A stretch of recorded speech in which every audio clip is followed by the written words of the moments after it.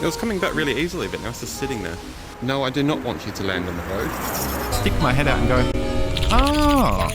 Hey guys, you ever been on a wine tour before? Because now we're going to go hop the fence and look for my drone.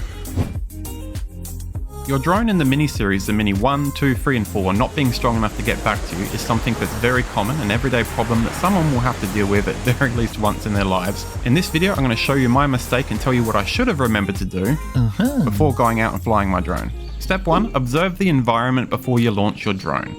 Assess how much is too much for my drone. Only giving very quick info, this is how much is too much for your drone. The Mini 1, around 28 kilometers an hour or more, headwind is too much, even flying in more than 2/3 of these suggestions, and you will struggle to fly the drone equally when facing different directions. For the Mini 2, don't go out in any winds something stronger than about 36. The Mini 3, a tiny bit more because they've perfected things by now, of around 38 kilometers an hour. If you want to know how many miles per hour that is, just remember a simple, quick method. Divide my number of kilometers by 3. So say the 38 is 13, then just under double that number. So 26, chop off 1, and that will equal around 25 miles per hour. Any more calculating than that is not worth the extra effort just to not miss it by 1 or 2 miles. The Mini 1 is the best beginner drone by far, the best value for money, but it's very weak to winds, and I'd recommend to all my friends to buy it for their first cheap but amazing quality learner drone, but just don't really fly it in nearly any wind at all. The Mini 2 had a major leap in handling headwinds. The Mini 3 could handle a little bit more, but about the most you could ever want to try and do while capturing something. And the Mini 4 has so little extra possibly needed benefit that it's not even worth comparing to the Mini 3 or even the Mini 5 when it comes out. The needed max wind tolerance has already been reached with the Mini 3 in my opinion. So anyways, in my story, what did I do wrong? How did I mess up? What can you make sure to do for that not to happen to you and to keep your drone alive in the future? Well, pretty much it was an awesome summer weekend. I'd gone out water skiing with myself and half a dozen of my friends. I had a little bit too much fun, if you know what I mean.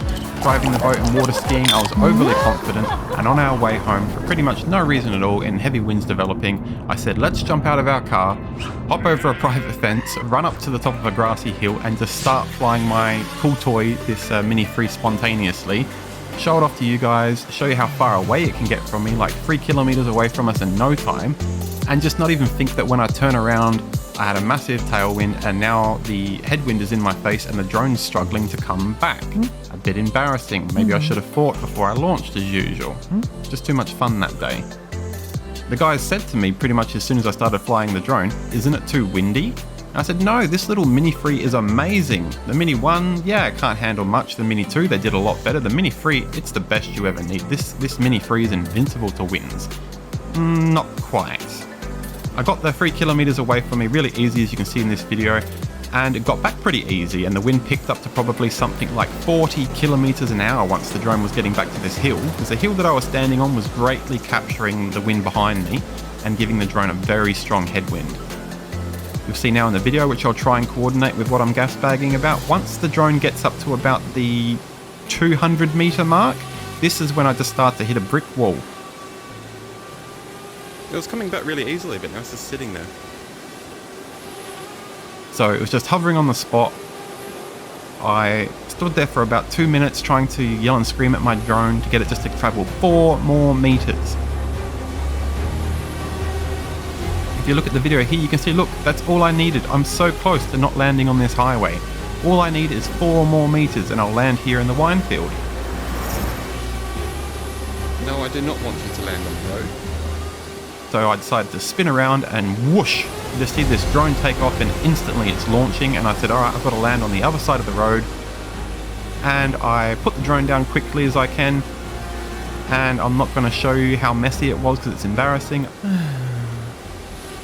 I'll just show the last little bit how I pretty much trimmed the hedges just before the drone landed.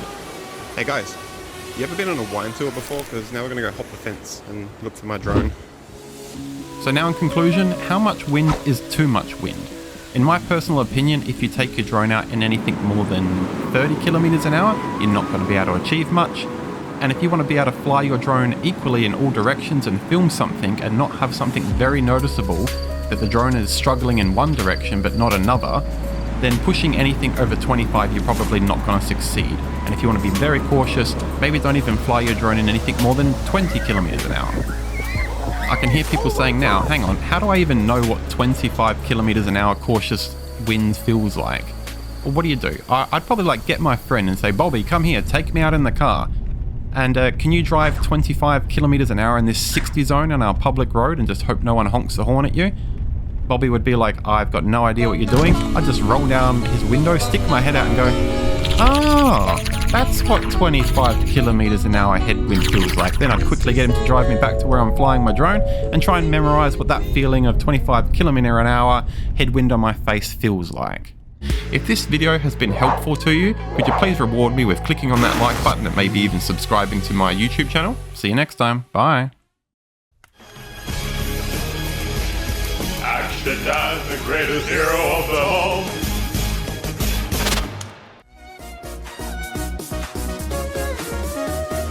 If you guys want to see another one of my drone videos, click on the link on the left. If you want to see something different, like one of my Aussie outdoor adventures, click on the link on the right.